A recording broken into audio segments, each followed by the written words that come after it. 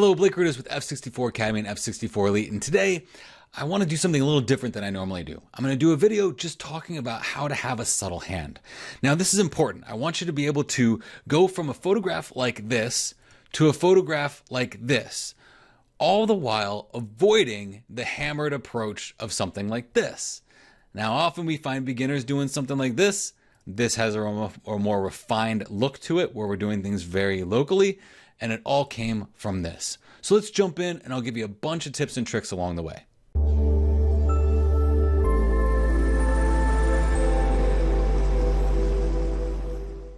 In this video, I just want to talk about having the art of having a subtle hand approach when you're editing your images in Adobe Camera Raw, Lightroom, Photoshop, whatever that might be. So just to give you some background information, I've critiqued over 3,000 images over the last 7 years or so between the challenges and the critique sessions. That's a lot of photos. And I see a lot of images that are taken a little bit too far. So I don't think I've ever really done a video like this before. And I just really want to take some time to talk about how to approach an image with a subtle hand. Okay, so what I did here, this is in Yosemite. We've got a sunset shoot looking at Valley View. You've got the Bridal Veil Fall right here. Half Dome is kind of hidden at this point, and you got El Cap right here. Okay, don't try to free solo that. Okay, it was a great Netflix documentary, but I don't suggest you try to climb that by yourself with no ropes. So I took an HDR bracketed series of images, and this is kind of the first, I guess, best practice I'm going to talk about with this subtle-handed approach. And that's this. Even though I'm shooting with the Sony a7R III, and I know that there is a ton of dynamic range in each RAW file, I still choose to shoot a bracketed series of images, especially when I'm doing sunset shoots. More importantly, when I'm doing sunset and sunrise, I bracket those images. That's so I can get a nice decent spread so that I can make an HDR photo. I feel that many people take their images a little bit too far because they like the way something looks, but then they kind of like what they call death spiral onto that one thing, and they don't pay attention to all the other stuff that's happening within the photo. So with this image, for instance, let's just press auto real quick, okay?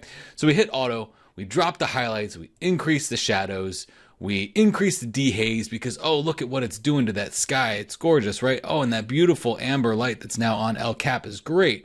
Maybe bump up the vibrance to get some more, and then make sure that the contrast isn't too bad. So we do something like this, okay? Now, I see this a lot.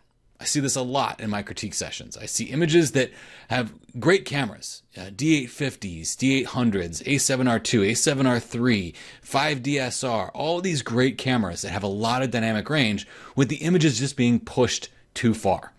And this is an example of that. This isn't even the extreme. I get some people that say, Blake, how do I get rid of these halos around my image? Well, the best practice there, just don't do it, okay? Don't push the image to the point of a halo.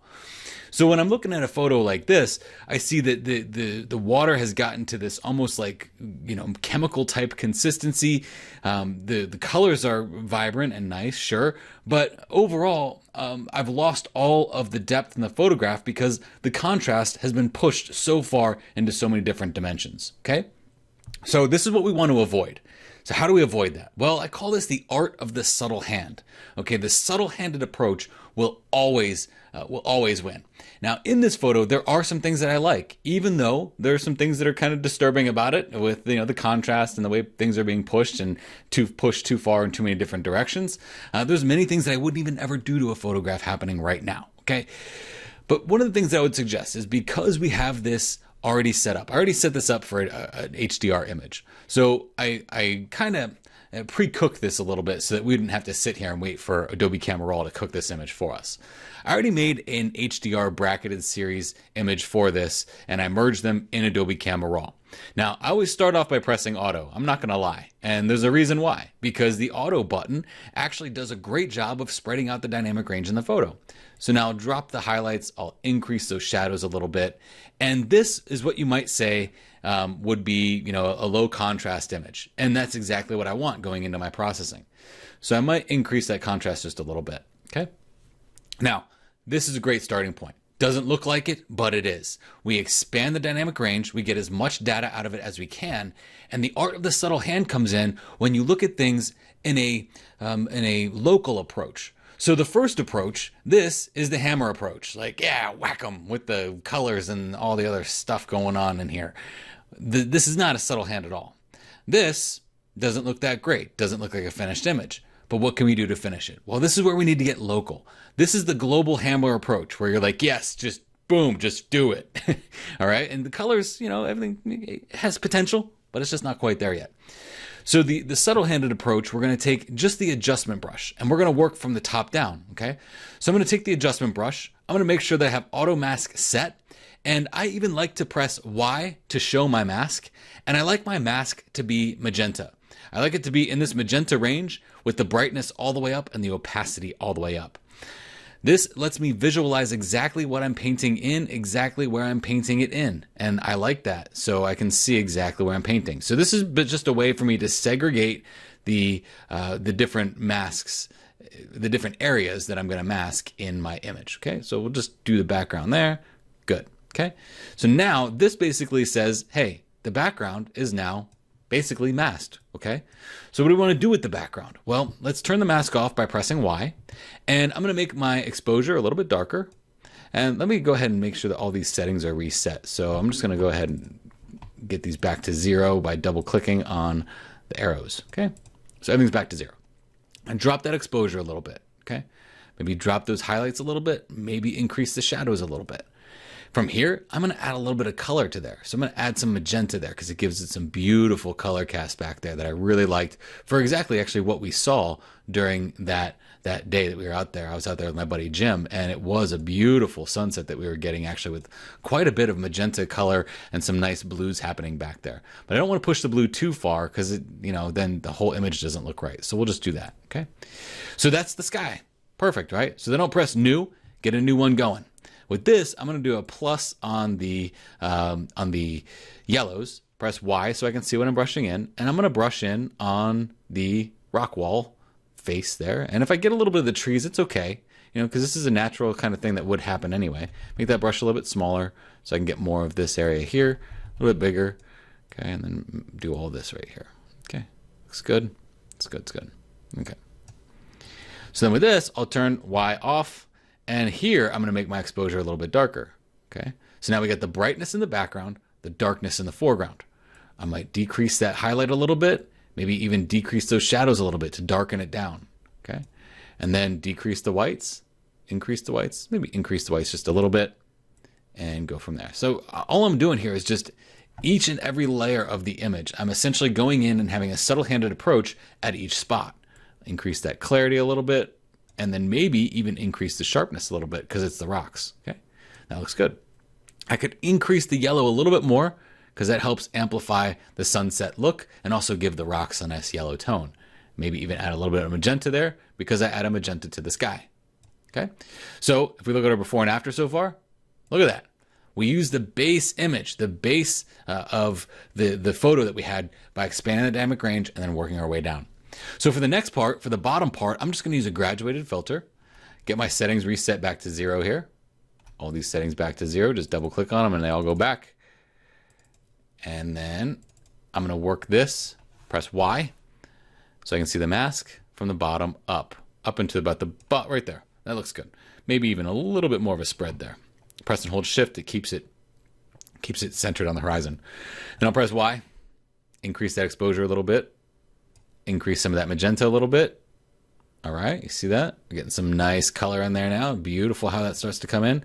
Maybe add a little bit of yellow to that as well. Oh, look at that. Nice warmth to the landscape. And then increase those highlights. Maybe make that a little bit darker in some of those areas. And then let's see the whites. Press Alt or Option to see if we're blowing out any of those whites. And I think that'll be about good. Just a little push there. Dehaze is actually a pretty incredible slider. I'd use it very delicately. Obviously, I wouldn't use it that heavy. I'm going to drop the clarity here as well and the sharpness because that was set for the rocks in the back. Now, if that magenta is a little bit too much, just go ahead and drop that a little bit. Maybe even add a little bit of blue to this. Right there. That looks good. That looks good. And maybe increase the exposure just a little bit more. Okay. And then I want to follow the water here. So I'm going to move this just like this. And then tilt it to the side and bring it down a little bit more to refine it once I get it set up. So now we look at the before and after here. Okay. So it looks like I might need to take my brush and then just bump up a little bit of magenta, just one new brush of magenta right here that's going to cover all of this area right here. Press Y to see where I'm painting. Okay, so we match that sky. Okay, and then maybe we can even decrease those shadows, increase those highlights a little bit, and increase that contrast. So here, let's take a look at this versus this. Okay, we still have the beautiful color that we wanted in the background there. Okay, we wanted color there. We still have this red, the sunset that's happening on El Cap right there. But look at the difference between that approach and this approach. This is much more subtle. It's more clean. It's more refined. It's the same concept. We're pushing the colors, we're pushing the tones, we're pushing the contrast in different directions. We're just doing it at a local level and playing with the colors that we want in the image delicately instead of that hard hammered approach. So let's go ahead and do this. Let's make a snapshot here. So I'll just make this snapshot, okay? And then I'm gonna go press reset camera raw defaults, okay? This was the original DNG file that we had. And this is what we came up with. Look at the difference here between this, okay?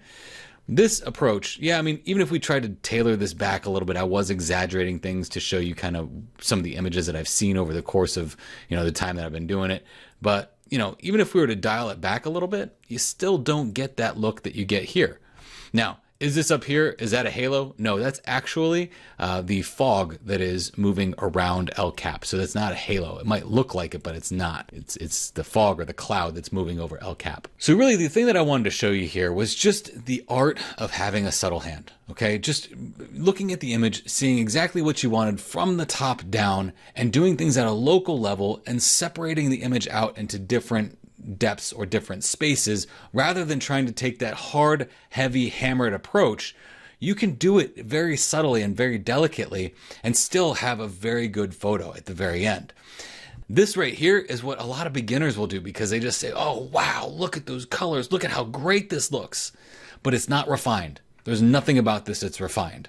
The trained eye will see this and see a bunch of contrast and tone compression and things that are pushed in directions that they shouldn't, colors that don't match, colors that don't mix. Here we have a color graded approach that really matches what we would see at a sunset in Yosemite. Again, my name is Blake Rudis with F64 Academy and F64 Elite. If you like this, please comment on it, share it, tell a friend, and if you haven't done so already, subscribe. And there's a little bell notification thing next to the subscribe. Hit that too, so that when I create new tutorials, you get them in your inbox before having to search for them on YouTube. And listen, sometimes I still go with that heavy-handed approach as well. I even need the reminder to take things subtly and do things delicately and do them with a nice, subtle hand approach. So I hope you enjoyed this and I hope you got a lot out of it. Thank you very much for taking the time to watch this.